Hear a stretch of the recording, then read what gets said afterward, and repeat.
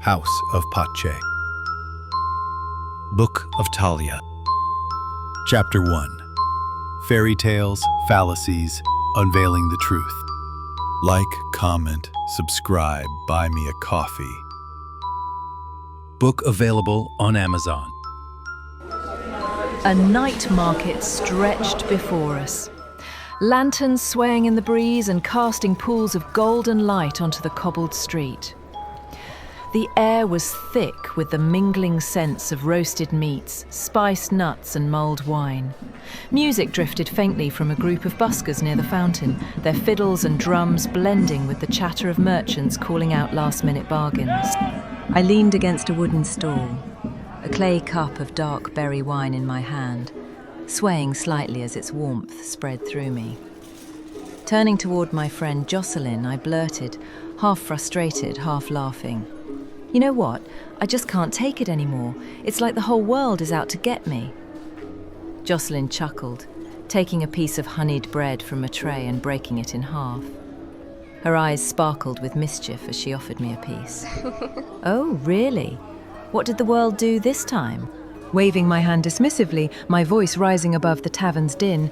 "You won't understand, it's everything. My job, my love life. Even that wine cellar keeps glaring at me like she's about to send me home like a naughty child." "Well then," Jocelyn teased, sipping from her own cup of mead, "how about you start from the first thing that comes to mind?" Pausing, becoming still. I lower my voice as we drifted toward another stall, glowing with the warm light of an iron brazier. As a little girl, I remember the fairy tales told before bed. Remember those? Stories of Princess Susura Bella, who could speak to forest animals. I was obsessed with her power, the way she could ride wolves, stags, and beasts through the woods. Leaning closer, my eyes glint with nostalgia, my words tumbling out faster now. But those religious tales?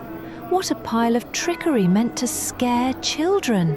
That so-called angel of peace, Pace, riding his magical horse into battle against nightmares? Nonsense. And then when we got older, the priests twisted the tale, turned him into an angel of death, Erebus, cloaked as a strigoi, hurling us into fiery pits if we sinned. I scoffed at it all, yet there I was, confessing weekly just in case. You can never be too careful when eternal damnation's on the line, right?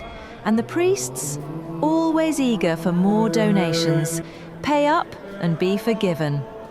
A slow, semi-drunken laugh escaped me, slurred but sharp.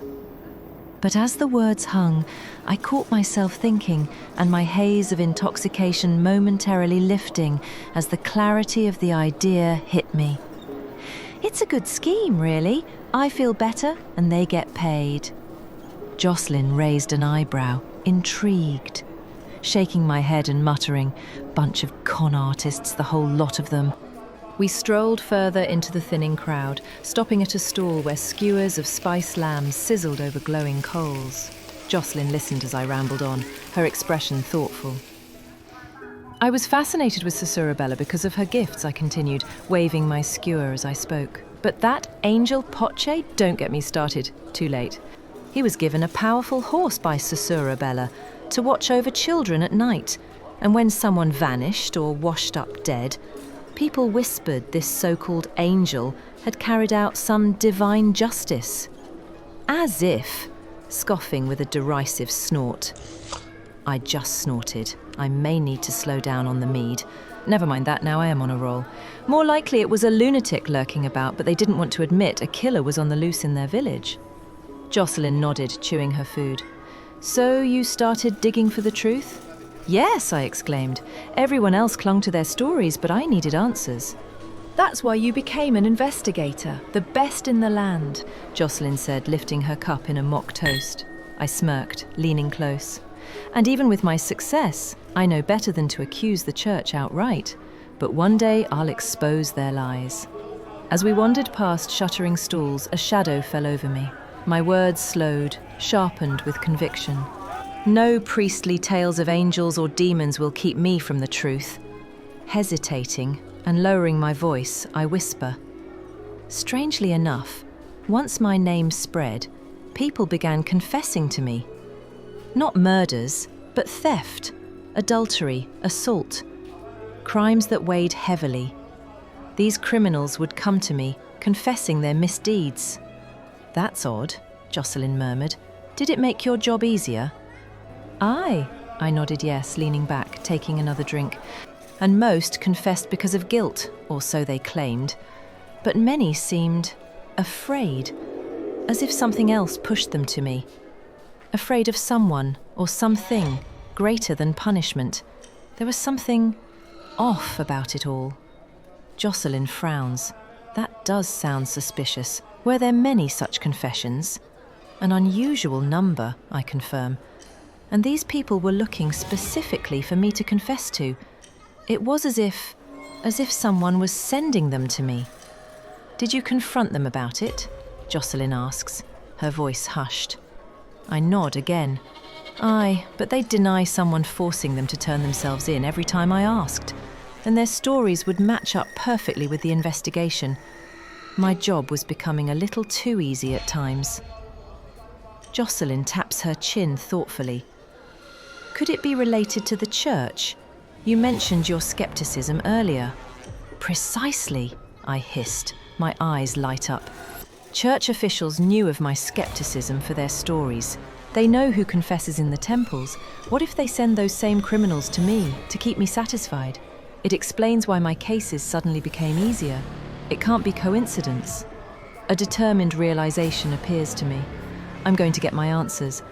One way or another, I'll uncover the truth behind these confessions and what the church might be hiding. Jocelyn's brow furrowed, but her tone was steady. That's a bold theory. Be careful, Tahlia.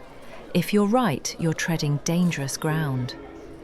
Grinning, in a mix of excitement and defiance, I raise my cup.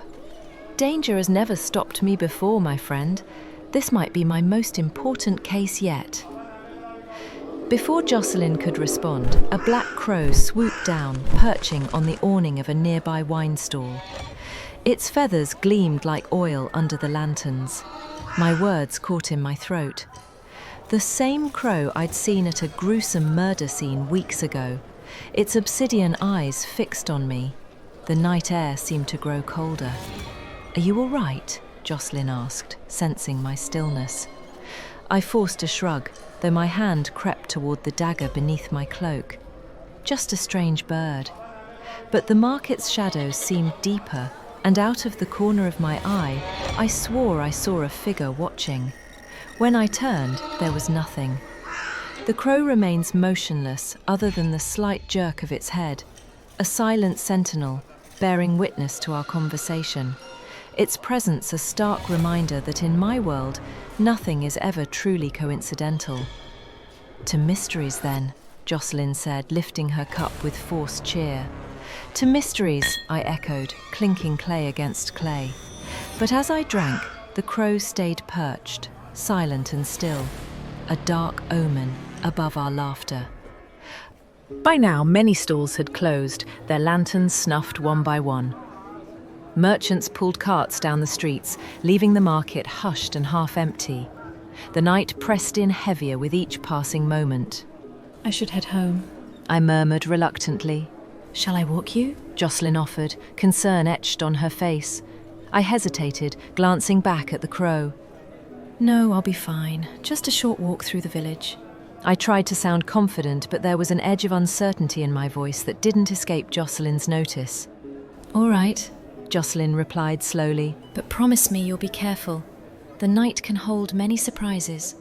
I agreed, though a knot formed in my stomach as I stood up, adjusting my cloak around my shoulders. I promise. As I stepped outside the market into a colder night air, I felt the weight of unseen eyes upon me. Was it simply my imagination, or was someone truly watching? The street lamps flickered weakly against the darkness, casting long shadows that danced eerily along the cobblestones. The crow cawed suddenly, lifting into the dark sky as if to escort me, its cry sharp against the silence.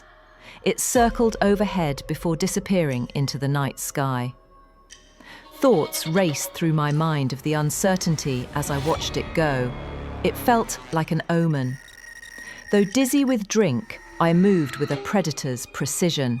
My hand rested casually near my dagger, fingers brushing the worn leather of its hilt. The crowded streets of the village pulsed with nighttime energy. Market-goers spilling into narrow cobblestone paths, shadows dancing between flickering lamplight. What could possibly go wrong? The thought itself felt like a challenge to the darkness. My investigator's instincts were razor-sharp beneath the alcohol's warm haze. Every shadow seemed to shift, every distant sound a potential threat. The night felt watchful. My cottage was mere streets away, but each step felt like traversing a battlefield. The mead had dulled my edges, but my training remained. Muscles coiled, senses heightened. I knew better than to believe safety was guaranteed, especially given the mysteries I'd been unraveling. One hand near my weapon, the other ready to signal. Whether real danger lurked or my mind had woven elaborate fears, truth waits and watches. Next, Chapter 2. Locked in Nooch's Prison. Buy me a coffee. Support me and the channel to create more content. Go to the link in the description. Book available on Amazon. Like, comment, subscribe. House of Pache. Book of Tahlia.